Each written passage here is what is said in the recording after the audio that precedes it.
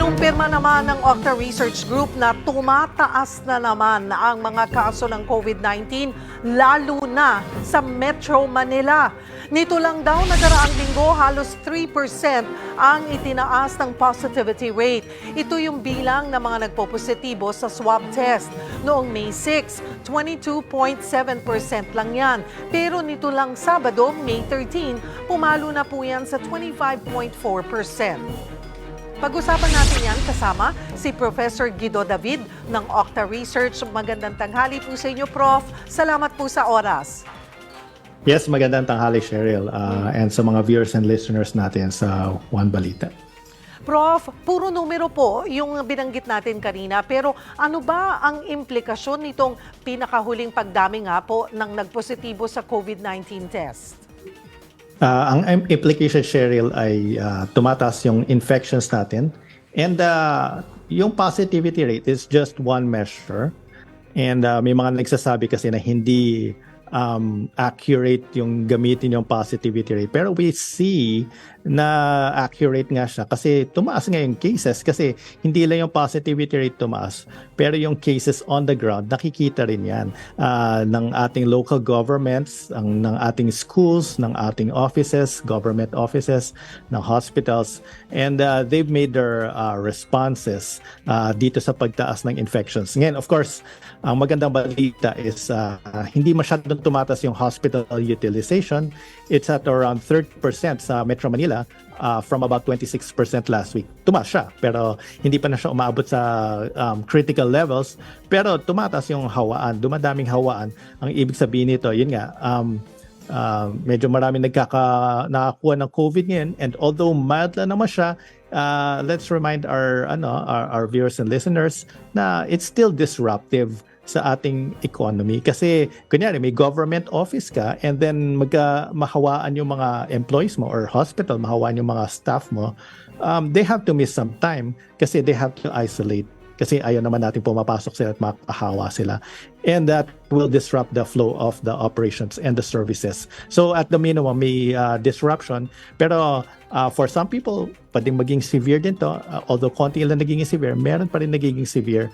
Medyo mabigat yung symptoms ng iba. They have to maybe get hospitalized or buy yung mga COVID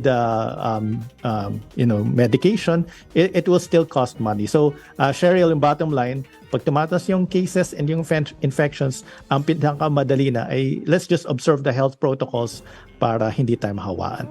Hindi naman po, Professor, maikakaila ng isang individual. Ramdam po natin lahat yung pagtaas. Kasi paglingon natin sa kanan or sa kaliwa, meron at meron tayong kilalang may symptoms. Hindi na lang nagte-test po siguro. Maybe itong positivity rate, Professor, ay mas mataas pa dahil karamihan po ngayon, when they have symptoms, they don't even test. Parang hindi na lang iniisip na, or itinatago na lang na, ayaw na lang malaman na may COVID sila. Tama yun, Cheryl. And although maraming asymptomatic, nakahawa pa rin sila. And pag i-compare natin, yung average testing natin sa Metro Manila ngayon, we're averaging 4,000 tests per day. Pero nung 2021, during the Delta surge, we were averaging 40,000 tests per day. So times 10. So it's possible kasi nung 25% yung positivity rate sa nung Delta surge, we were having mga 7,000 cases per day. Pero ngayon, nasa 700. So, possible na times 10 nga, na baka we could have as much as 7,000 cases per day sa Metro Manila. Hindi naman tayo nag-a-alarm. Sinasabi lang natin that that's the reality. Of course, magandang balita niyan, dahil konting na hospital, maliit na porsyento lang yung severe cases. Pero like I said, tamang sinasabi mo, Cheryl, I mean, tumingin tayo sa mga circle of people we know. My estimate is sa mga kakilala natin, siguro at least 5 out of every 100 ay may COVID. Sabi nyo naman po ay hindi critical, wala pa tayo sa critical pagdating sa hospital utilization. Nasa 30% po tayo. Kailan maituturing na critical na po ito? Well, malayo pa tayo sa critical, Cheryl. And pwede pa nilang i-expand. And in fact, nagdagdag na ng COVID ward beds ang Department of Health. Generally, pag umabot siya sa 50%, hindi naman ito critical pero medyo Alarming. mas minomonitor na natin, mas kailangan prepared na tayo for any situation. Malayo pa naman tayo sa umaabot siya sa 50%. Ang critical ay nakita natin nung panahon ng Delta surge na umabot talaga siya sa 70% healthcare utilization. We don't see that happening this time, pero again, some people will get it. And according to some scientific studies, na pag nakuha natin a second time or third time, minsan mas mabigat yung pakiramdam natin kaysa nung first time makuha natin yung COVID. So, it's better to avoid getting the COVID repeatedly. Professor, saan mga lugar yung naitala itong mataas po na positivity rate? At sa tingin po ninyo, may kinalaman po ba talaga itong bagong subvariant na Arcturus? Yung positivity rate sa Metro Manila, as of yesterday, Cheryl, was 26.1%. So, this is more than 20%. May mataas din tayong positivity rates nakita sa Bataan, sa Batangas, Benguet, Bulacan, Camarines Sur, Cavite, Isabela, Laguna, Oriental Mindoro, Pampanga, Quezon, Rizal. Ang dami niyan. And may mga iba na tumataas din and medyo malapit na rin sa 20% na positivity rate. And sa Visayas and Mindanao naman, we're seeing it so far sa Leyte and sa Aklan. We can't rule out the possibility na it's the Arcturus. Although sa genome sequencing na ginanap nung April 26 to May 6, 4 total cases pa lang na-detect ng Arcturus, mostly sa Western Visayas. Pero we only sequenced 200 cases out of 11,000 total cases nung panahon na yun, nung time na yun. So what does that mean? It means konti lang na genome sequencing natin. We can't say that this data is exhaustive. So may possibility. And also, pag titingnan natin yung data, most cases ng genome sequencing, okay, not Arcturus, pero most cases are XBB, iba-ibang klaseng XBB. May XBB 1.9.1, XBB 1.9.2, XBB 1.5, and then yung Arcturus, XBB 1.16. So iba-iba yung flavors ng XBB. In the end, it doesn't matter what subvariant it is, pero may pagkalat ng cases, it's most likely an XBB version. Kailangan talagang, pag-iingat natin ay and reminders sa ating mga public na to protect themselves. Kanina po nasabi nyo na kadalasan pag nakapangalawa or pangatlong beses ka na tinamaan ng COVID, mas ramdam mo yung senyales, sintomas. Gaano po ba kalala yung COVID nung mga nagpo-positibo po ngayon, Prof? Well, in fairness, Cheryl, do sa cases, only 2% are severe and critical. So mababa naman yung severe and critical. Pero pag sinabi nating mild and moderate, hindi naman nangangahulugan na mild talaga siya. It's clinically mild, meaning hindi kailangan ng ventilator or ng oxygen support, pero pwedeng mabigat pa rin. So it depends case to case. And may mga, anecdotally, may mga kilala ko na COVID na this time, and sabi nga nila, medyo mabigat yung pakiramdam na naramdaman nila. Nandun po yung runny nose, talagang ubo ng ubo, at saka sinasakitan po talaga ng katawan. Tama yun, Cheryl. So usual flu-like symptoms, may headache, yung iba may diarrhea, may sore throat, body aches, and then may anecdotally sa mga kakilala ko, may ibang nag-report na meron silang pink eyes or conjunctivitis na parang sore eyes. This is possibly one of the symptoms, actually sinabi rin yan ni Dr. Salante, is one of the symptoms of Arcturus subvariant. Pero paano po natin ngayon yan madidistinguish? Tag-init, uso rin po ang sore eyes, Prof. Totoo yan, Cheryl. Every summer, meron tayong wave ng sore eyes. And we see that sa trends every year. Dumadaming sore eyes natin. Usually between months of March to May. So sakto ngayon, kasabay ng COVID.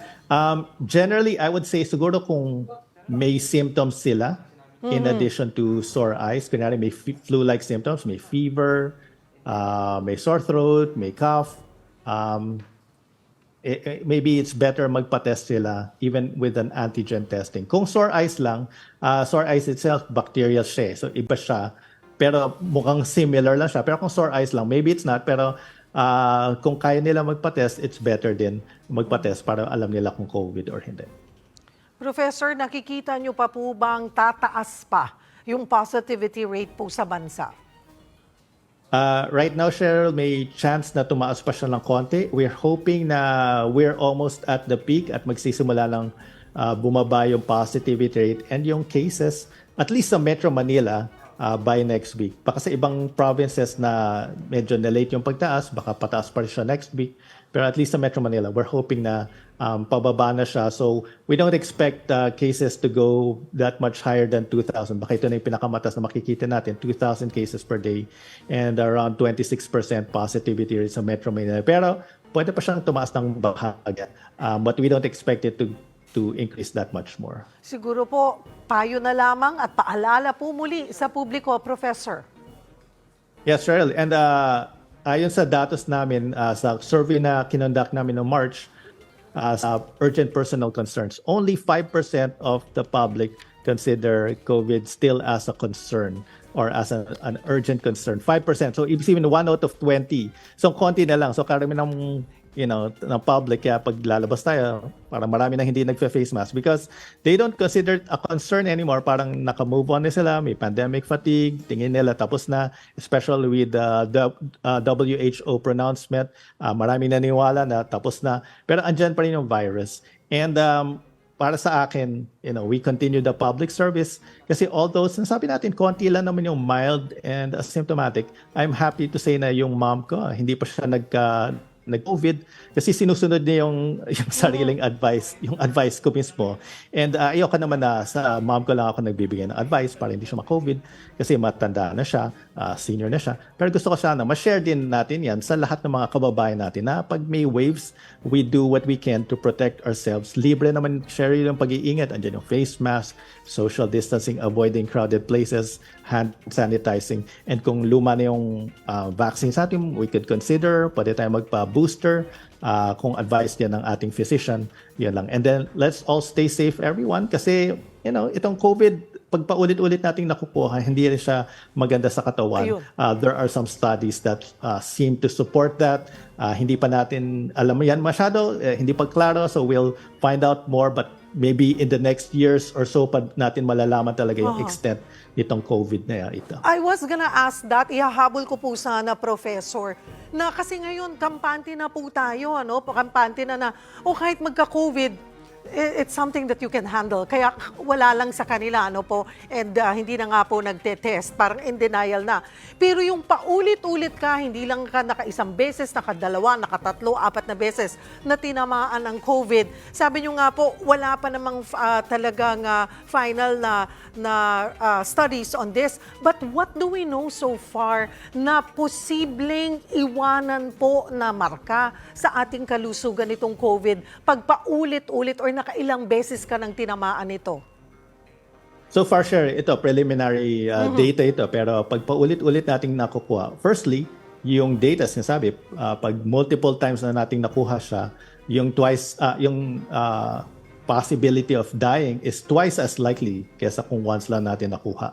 So, maybe hindi naman malaki yung tinaas niya, pero twice as likely is still significant. Yes. Secondly, yung immune system natin parang affected siya, humihina. May mga ibang parts ng katawan natin affected by long COVID. Yung brain functions, yung lungs, yung breathing natin. May mga iba nagre-report ng shortness of breath. Hindi naman lahat, pero it could be 10% to 30% of individuals na nagka-COVID and nagre-report ng long COVID. At mas tumataas yung possibility ng long COVID pag paulit-ulit nating nakukuha yung COVID. So it's better, if we got it once or twice, let's try to minimize the number of times we'll get it again para hindi nabubugbog yung katawan natin. Maraming salamat, Professor Guido David ng OCTA Research. Sariwang balita ba ang hanap mo? Simple lang. I-click mo na ang subscribe button at ang notification bell para lagi kang updated sa mga balitang dapat mong malaman.